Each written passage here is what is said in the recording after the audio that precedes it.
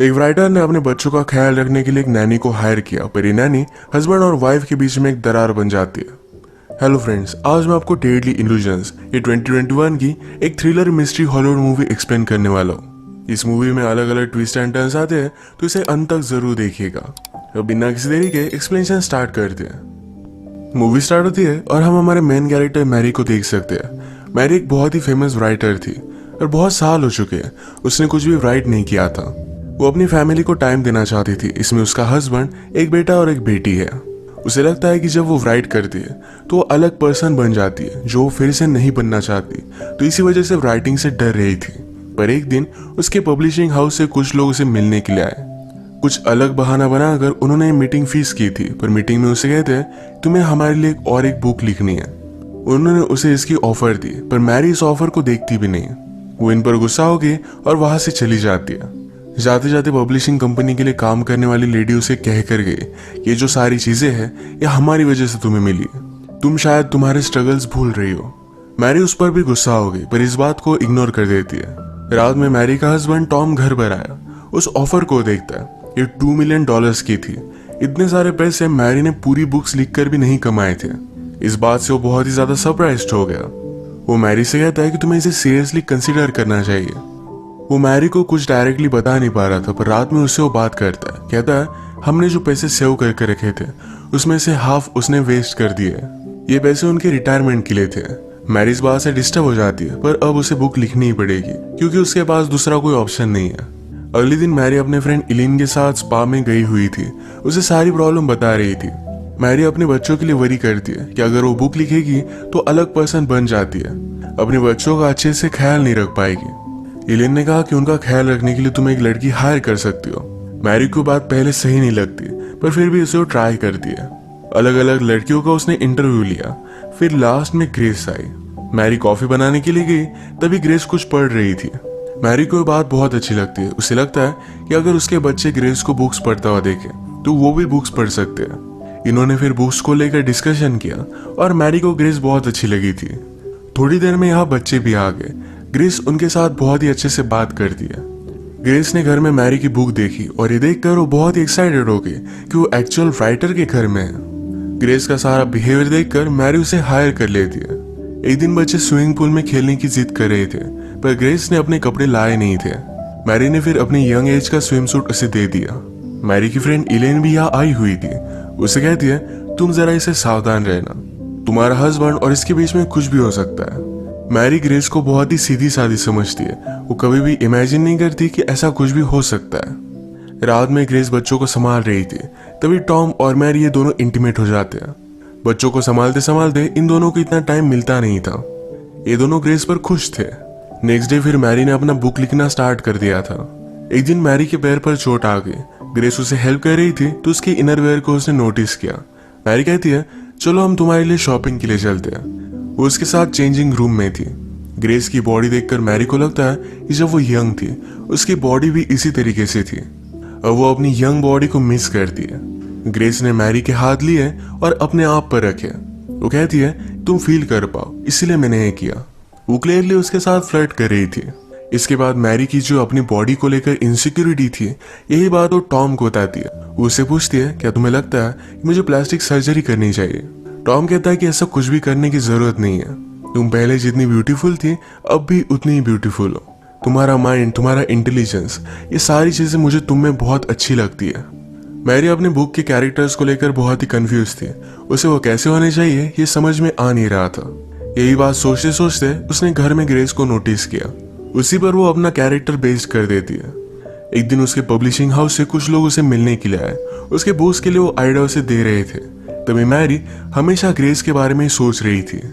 अगले दिन मैरी अपने फ्रेंड इलिन के साथ बात करती है। कहती है ग्रेस को मैं पहले बहुत ही अलग समझती थी, पर अचानक से वो उससे बहुत ही ज्यादा अट्रैक्टेड होने लग चुकी है।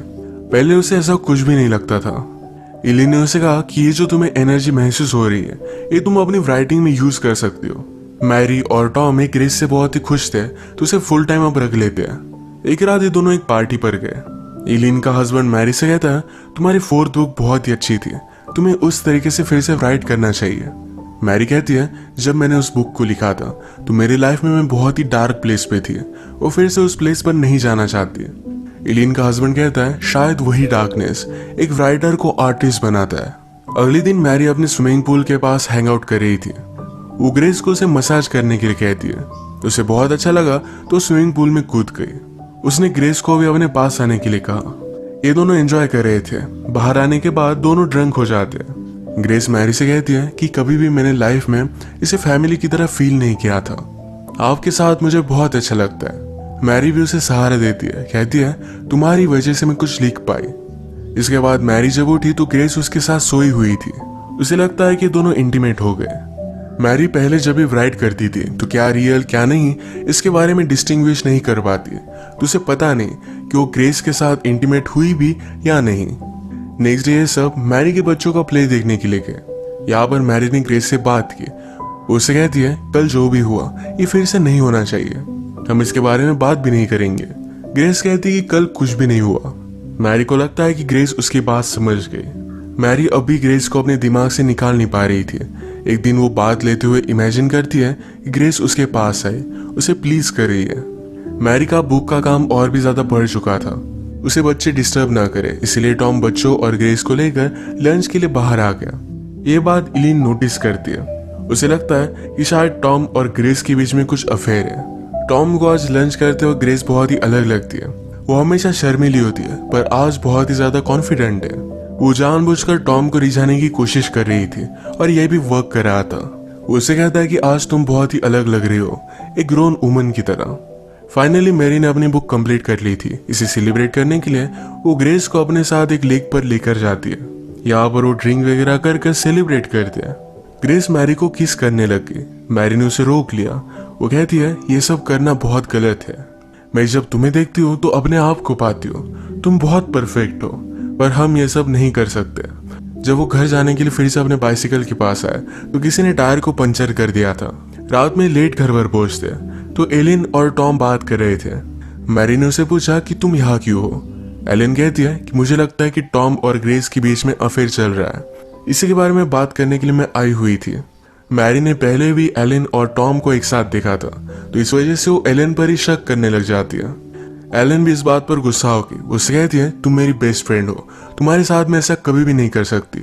इसके बाद वो यहाँ से चली गई। डिनर का प्रिपरेशन करते वक्त ग्रेस और मैरी एक साथ थे, तो इसमें ग्रेस मैरी को प्लीज करने लगती है।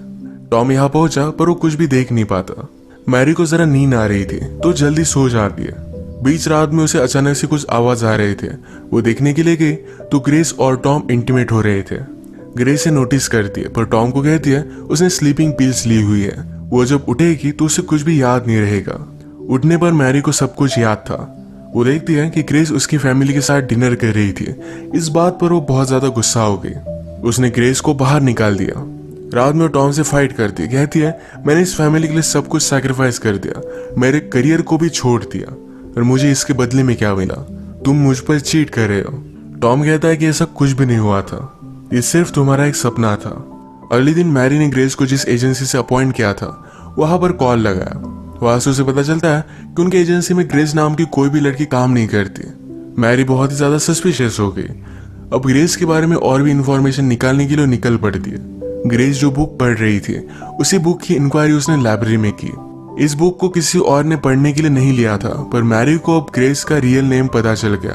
अब वो कंफर्म हो चुकी थी कि ग्रेस में कुछ ना कुछ तो गलत है। इसी के बारे में बात करने के लिए वो इलिन के पास गई, पर डायरेक्टली इलिन का मर्डर हुआ हम देख सकते हैं। मैरी ने पुलिस को कॉल किया, पर पुलिस का प्राइम सस्पेक्ट मैरी ही बन जाती है, क्योंकि जिस नाइफ से इलिन का मर्डर किया था उस नाइफ पर मैरी के फिंगरप्रिंट्स थे।